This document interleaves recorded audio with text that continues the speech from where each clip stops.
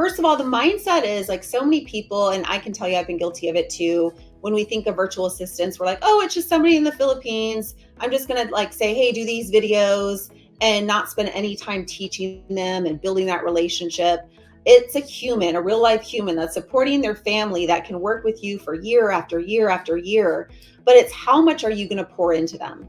So first of all, like get deep with your interviews, ask really good questions. Even things like what their experience is. Are they on technology? What's most important to you, depending on what they're going to do.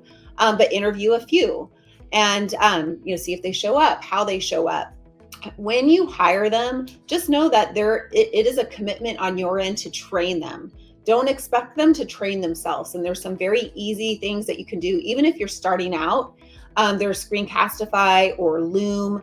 Write down, keep track of everything you do every day in 15-minute increments for an entire week. You see, how am I spending my time? What things do you need to get off of your list? What are the tedious, tasky things that you can, social media or transaction coordination or working in your database? There's so many different places that they can go.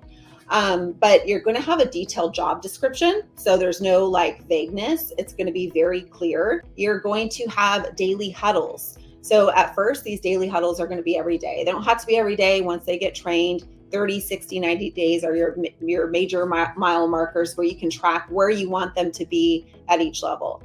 Daily huddles are going to be, what the top 3 priorities, like what they're going to do for that day, have a start of day report, an end of day report. And as you're hiring them, it's going to be micromanaging. You would have to do that with a human here, right?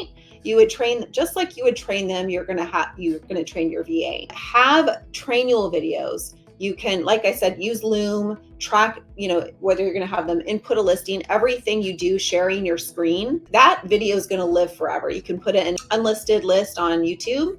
That's what I did. Now we have Google Classroom and we have formal places for that. So maybe you have a system that you can do that today. Maybe you just make it really easy on yourself and put it into YouTube and they have that whole list. So that's going to be a way to train them. And then as you expand every month, like how are they doing? Are they getting deeper? Are they getting your feedback? But give them feedback in live time. And this is just something you can do to start, ramp up, and then, keep going and progress from there.